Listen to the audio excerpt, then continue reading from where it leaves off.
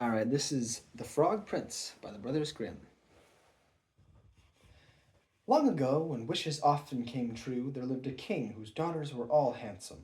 But the youngest was so beautiful that the sun himself, who has seen everything, was bemused every time he shone over her because of her beauty. Near the royal castle there was a great dark wood, and in the wood, under an old linden tree, was a well. And, when the day was hot, the king's daughter used to go forth into the wood and sit by the brink of the cool well, and if the time seemed long, she would take out a golden ball and throw it up and catch it again, and this was her favorite pastime. Now it happened one day that the golden ball, instead of falling back into the maiden's little hand, which had sent it aloft, dropped to the ground near the edge of the well and rolled in. The king's daughter followed it with her eyes as it sank, but the well was deep, so deep that the bottom could not be seen. Then she began to weep, and she wept and wept as if she could never be comforted. In the midst of her weeping, she heard a voice saying to her, "What ails you, king's daughter? Your tears would melt a heart of stone." And when she looked to see where the voice came from, there was nothing but a frog, stretching his thick, ugly head out of the water. "Oh, is it you, old waddler?" said she. "I weep because my golden ball has fallen into the well." "Never mind, do not weep," answered the frog. "I can help you. But what will you give me if I fetch up your ball again?" "Whatever you like, dear frog," said she. "Any of my clothes, my pearls and jewels, or even the golden crown that I wear." "Your clothes, your pearls and jewels, and your golden crown are not for me," answered the frog. "But if you would love me, and have me for your companion and playfellow, and let me sit by you at table, and eat from your plate, and drink from your cup, and sleep in your little bed, if you would promise all this, then I would dive below the water, and fetch you your golden ball again." "Oh, yes," she answered, "I will promise it all, whatever you want, if you will only get me my ball again." But she thought to herself, "What nonsense he talks! As if he could do anything but sit in the water and croak with the other frogs, or could possibly be anyone's companion." But the frog, as soon as he heard her promise, drew his head under the water and sank down out of sight. But after a while he came to the surface again with the ball in his mouth, and he threw it on the grass. The king's daughter was overjoyed to see her pretty plaything again, and she caught it up and ran off with it. "Stop, stop!" cried the frog. "Take me up too. I cannot run as fast as you."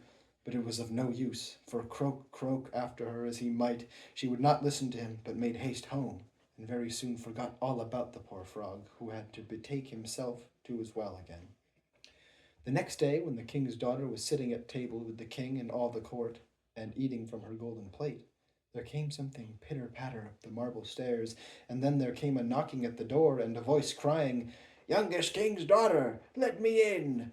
And she got up and ran to see who it could be, but when she opened the door, there was the frog sitting outside. Then she shut the door hastily and went back to her seat, feeling very uneasy. The king noticed how quickly her heart was beating, and said, "My child, what are you afraid of? Is there a giant standing at the door, ready to carry you away?" "Oh, no," answered she, "no giant, but a horrid frog." "And what does the frog want?" asked the king. "Oh, dear father," answered she, "when I was sitting by the well yesterday and playing with my golden ball, it fell into the water, and while I was crying for the loss of it, the frog came and got it again for me, on condition I would let him be my companion. But I never thought that he would leave the water and come after me, but now there he is outside the door, and he wants to come in to me." And then they all heard him knocking the second time and crying, "Youngest king's daughter, open to me. By the well water what you promised me. Youngest king's daughter, now open to me." "That which thou hast promised must thou perform," said the king. "So go now, and let him in." So she went and opened the door, and the frog hopped in, following at her heels till she reached her chair. Then he stopped and cried, "Lift me up to sit by you." But she delayed doing so until the king ordered her. When once the frog was on the chair, he wanted to get on the table, and there he sat and said, "Now push your golden plate a little nearer, so that we may eat together." And so she did, but everybody might see how unwilling she was, and the frog feasted heartily, but every morsel seemed to stick in her throat. I have had enough now, said the frog at last, and as I am tired, you must carry me to your room and make ready your silken bed, and we will lie down and go to sleep. Then the king's daughter began to weep and was afraid of the cold frog, that nothing would satisfy him but he must sleep in her pretty clean bed. Now the king grew angry with her, saying, That which thou hast promised in thy time of necessity must thou now perform. So she picked up the frog with her finger and thumb, carried him upstairs, and put him in a corner. And when she had lain down to sleep, he came creeping up, saying, I'm tired and want sleep as much as you. Take me up, or I will tell your father. Then she felt beside herself with rage. Picking him up, she threw him with all her strength against the wall, crying, Now will you be quiet, you horrid frog? But as he fell, he ceased to be a frog, and became all at once a prince with beautiful kind eyes.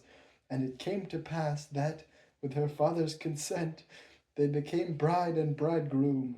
And he told her how a wicked witch had bound him by her spells, and how no one but she alone could have released him, and that they two would go together to his father's kingdom. And there came to the door a carriage drawn by 8 white horses, with white plumes on their heads, and with golden harness, and behind the carriage was standing faithful Henry, the servant of the young prince. Now, faithful Henry had suffered such care and pain when his master was turned into a frog, that he had been obliged to wear 3 iron bands over his heart, to keep it from breaking with trouble and anxiety. When the carriage started to take the prince to his kingdom, and faithful Henry had helped them both in, he got up behind and was full of joy at his master's deliverance. And when they had gone a part of the way, the prince heard a sound at the back of the carriage, as if something had broken, and he turned round and cried, Henry, the wheel must be breaking. But Henry answered, The wheel does not break, 'tis the band round my heart, that, to lessen its ache, when I grieved for your sake, I bound round my heart. Again, and yet once again, there was the same sound, and the prince thought it must be the wheel breaking, but it was the breaking of the other bands from faithful Henry's heart, because he was so relieved and happy. The end. I hope you enjoyed that, and have a good night.